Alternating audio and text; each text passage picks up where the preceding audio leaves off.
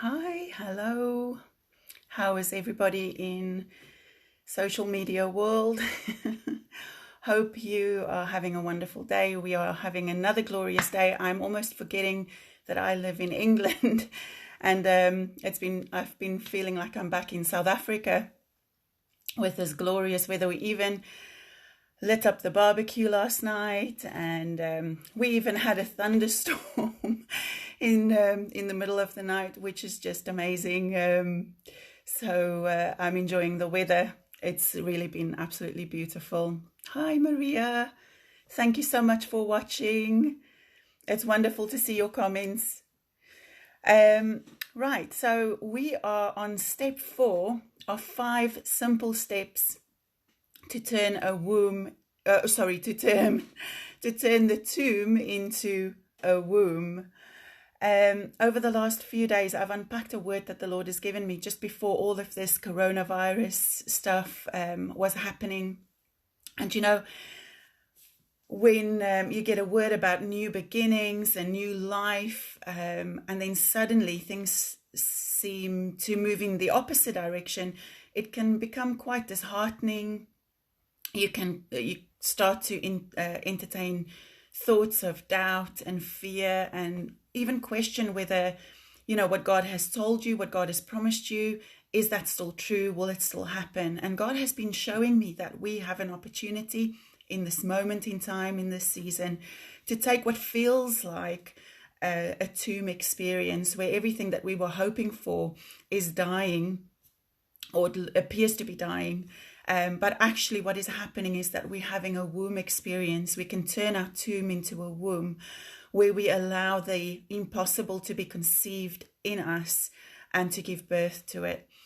As we are in this period of time between the crucifixion and the resurrection, that is that tomb experience, isn't it? It's that waiting room where you're not quite sure what's happening, but it's so crucial that what we do during that time. And that's why I feel that these 5 simple steps are really crucial to make sure that the promise that God has given you will not lose its power in that season. It can't lose that power, but what we do in that season will determine whether we actually see that seed of the impossible take root in our hearts. So we've been looking at the life of Mary, the interaction, the encounter that she had with the angel in Luke chapter 1, as our example of how to turn a tomb into a womb. And also we've found 5 simple steps in the book of Proverbs. So Proverbs 4 verse 20 to 27 gives us 5 simple steps that we can apply. They're very simple and very practical. So we've looked at step number 1, which is to pay attention to what we hear from heaven, what we hear God say. If we want to turn our tomb into a womb, we have to live with our ear towards heaven, and we have to pay attention to what we hear God say. As we honor every single word He gives us, He will give us more. But we have to honor that word. Oftentimes I've heard something from God and I've just thought, oh, that's wonderful, that's lovely, that's so beautiful, and I will just carry on with my day.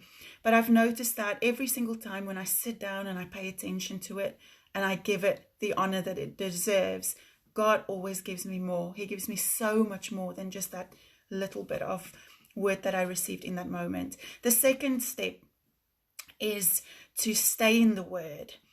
And not just to jump from one verse to the next verse, but to really sit with a word or a prophetic word for long enough for it to take root in our hearts.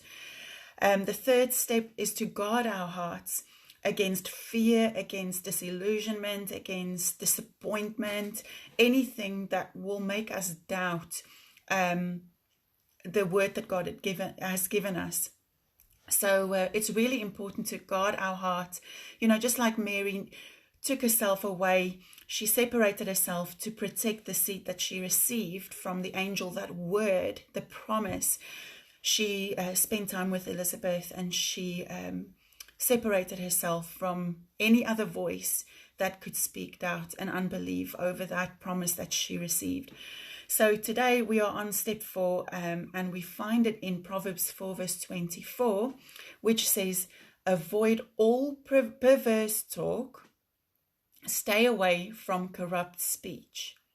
Now, I've always looked at that verse thinking that corrupt speech or perverse talk would be things like cursing or slander or gossip. But, you know, it's so much more than just those things. I do believe those things are perverse talk, they're corrupt speech. But I think corrupt speech, if you look at the word, the meaning of the word perverse, it means to be deliberately obstinate. I believe that perverse talk is any kind of talk that is different or that doesn't come into agreement with the promise that we've received from the Lord. It's anything that doesn't line up with what God is saying to us in the season that we're in. And there's such an amazing example of this in the first chapter of Luke, when we contrast the way that Zechariah the priest responded to the same angel that came with a word of an impossible birth, an impossible conception. And we read about it in Luke chapter 1, verse 18 and 19. And I just want to read this to you. It's quite harrowing, actually, if you hear how the angel responds to Zechariah's unbelief. Zechariah said to the angel, "How can I know this will happen? I am an old man now, and my wife is well along in years." The angel said, "I am Gabriel. I stand in the very presence of God. It was he who sent me to bring you this good news. And now, since you didn't believe what I said, you won't be able to speak until the child is born, for my words will certainly come true at the proper time." You know, to me, that was such an incredible truth that the angel speaks to Zechariah in that moment.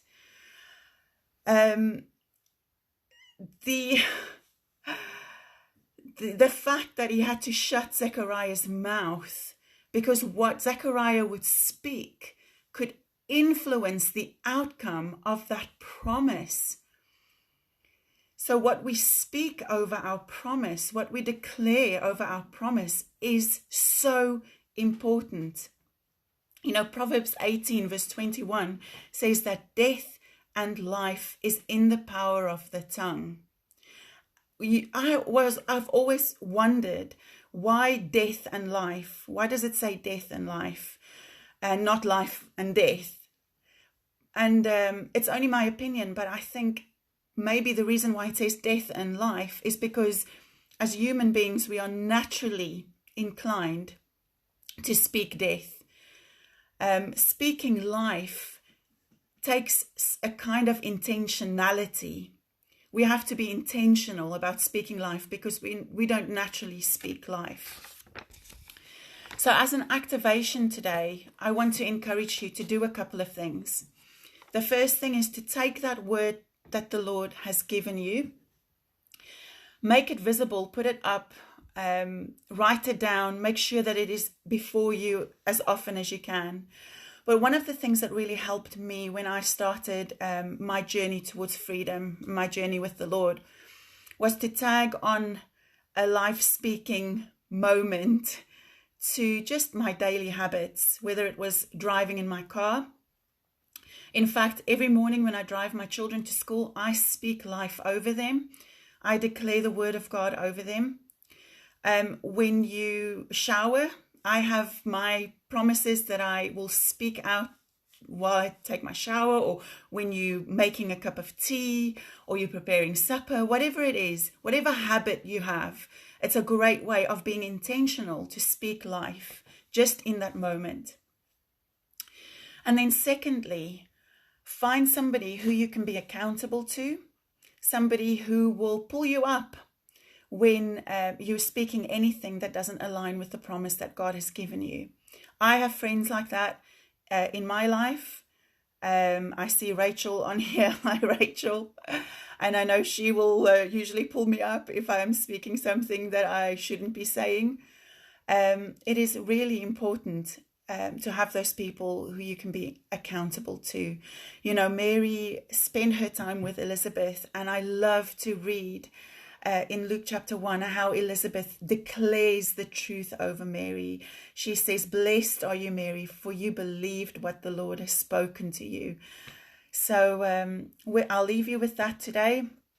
Step 4, I know it's step 4, but I think this is probably the most important step, is to speak life intentionally over the seed that God has given you. As we are in this time, this Easter time where, you know, it's in between the crucifixion and the resurrection.